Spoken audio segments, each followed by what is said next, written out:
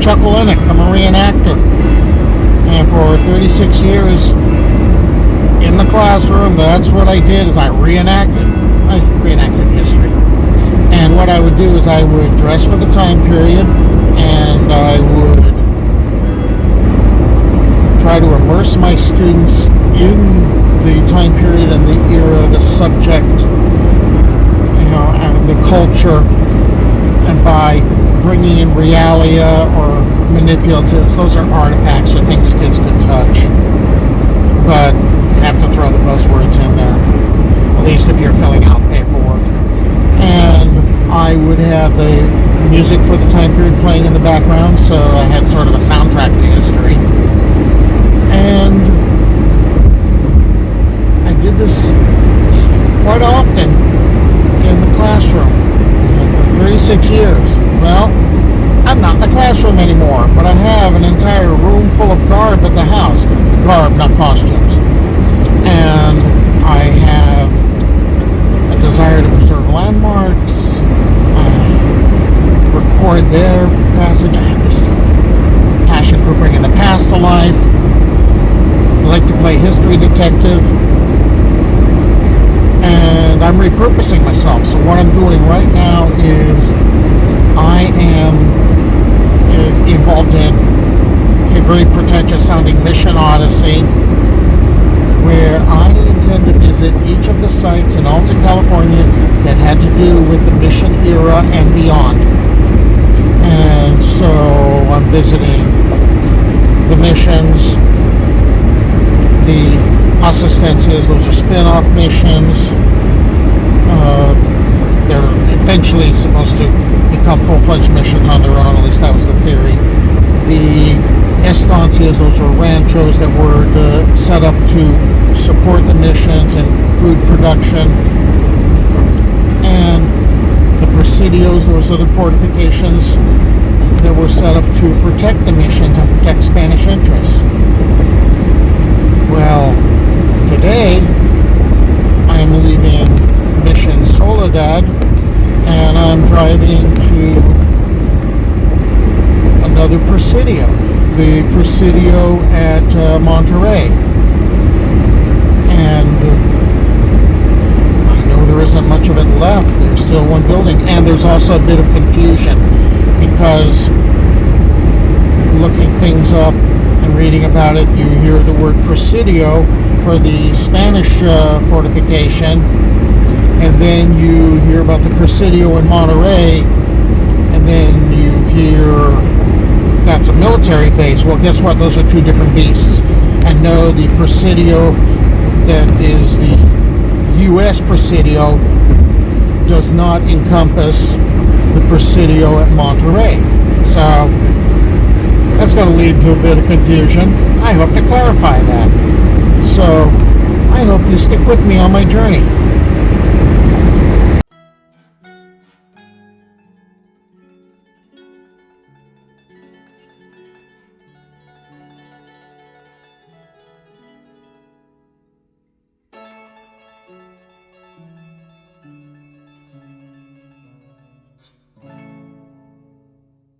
Secularization is going to hit the Presidios as hard as it's going to hit the missions.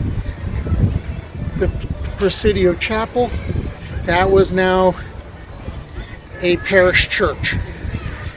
The other buildings were dismantled by the local Ohlone and Esselen tribes, and the tiles were used to build their homes. So pretty much the Presidios no more.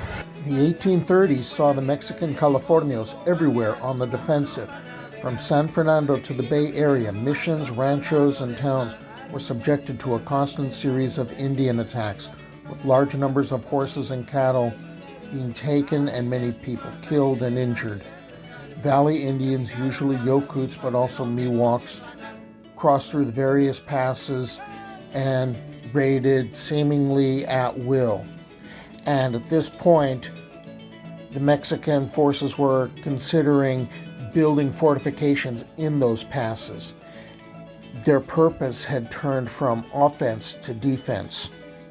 The Presidio at Monterey, the capital of Alta California, and El Castillo de Monterey are going to have another couple of chapters in their story. And this one's going to involve Alta California politics. In 1836, then acting governor Figueroa had appointed Jose Castro to be his successor.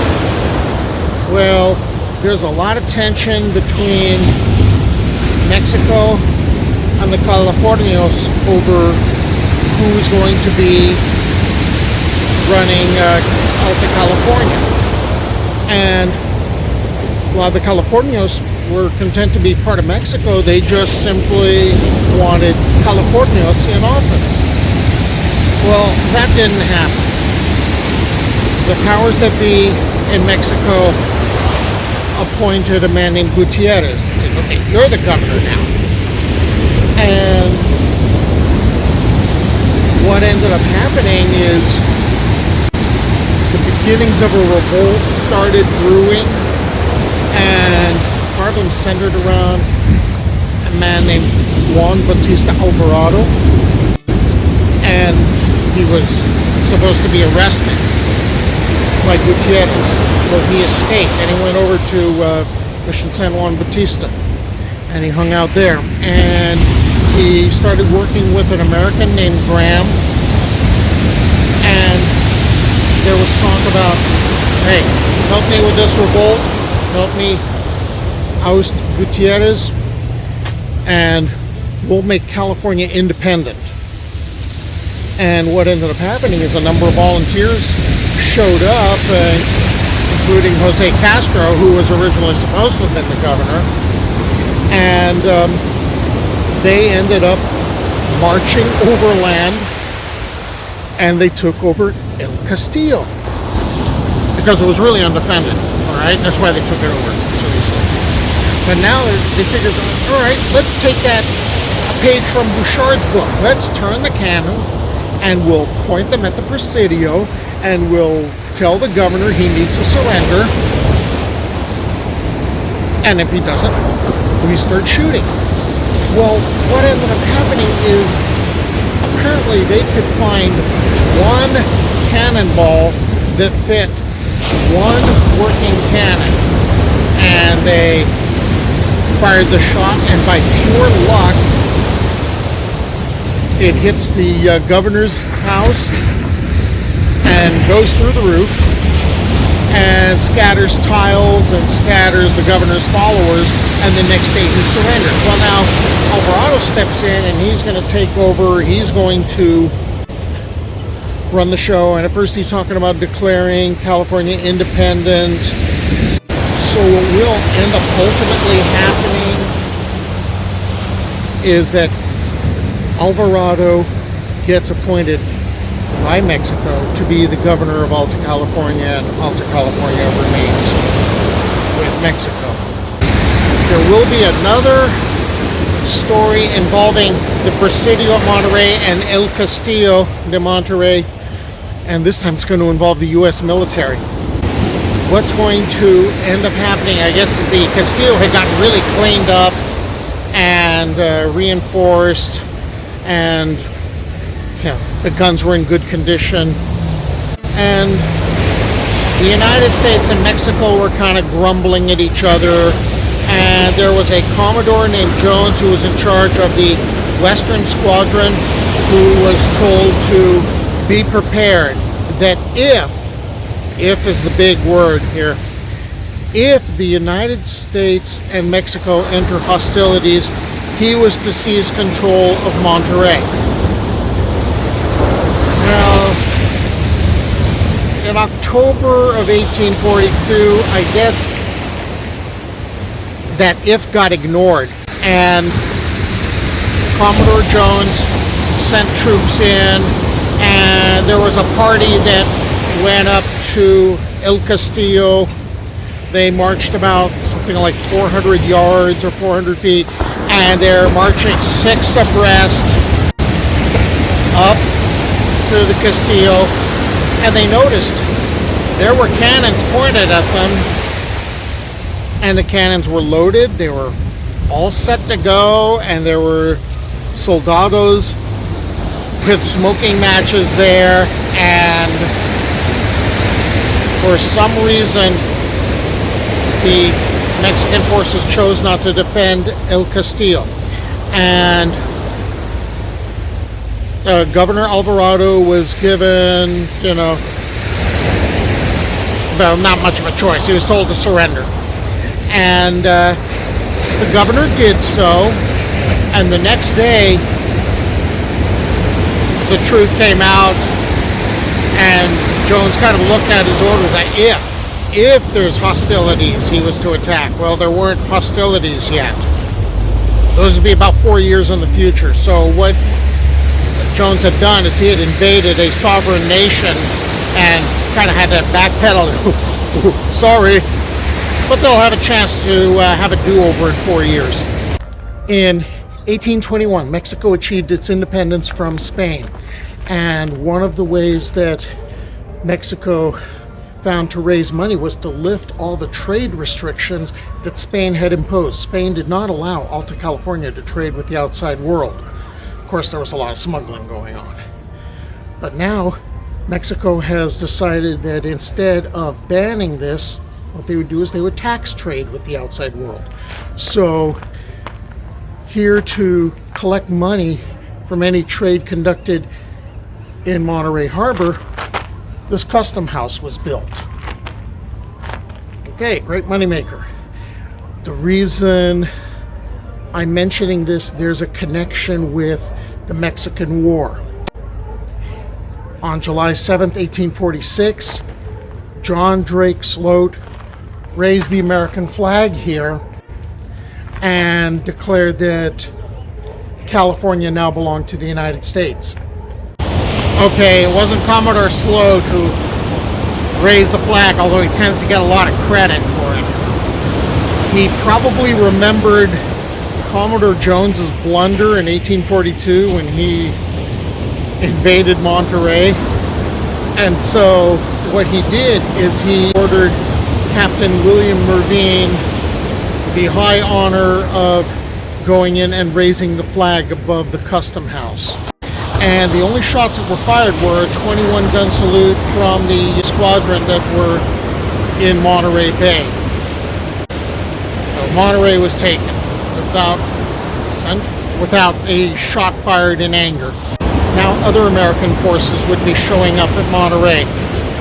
John C. Fremont, who was in charge of a group of surveyors who were causing trouble, for instance, taking over a certain peak, flying a flag, renaming it Fremont Peak, kind of assisting with the Bear Flag revolt. Well, Fremont's going to show up with his men, and he's taken a bunch of the Bear Flaggers who were also calling themselves Osos, which makes sense. And they arrived in Monterey, and they ended up being formed into the California Battalion, which would march on south and take over each of the missions. American forces blew off the idea of using El Castillo.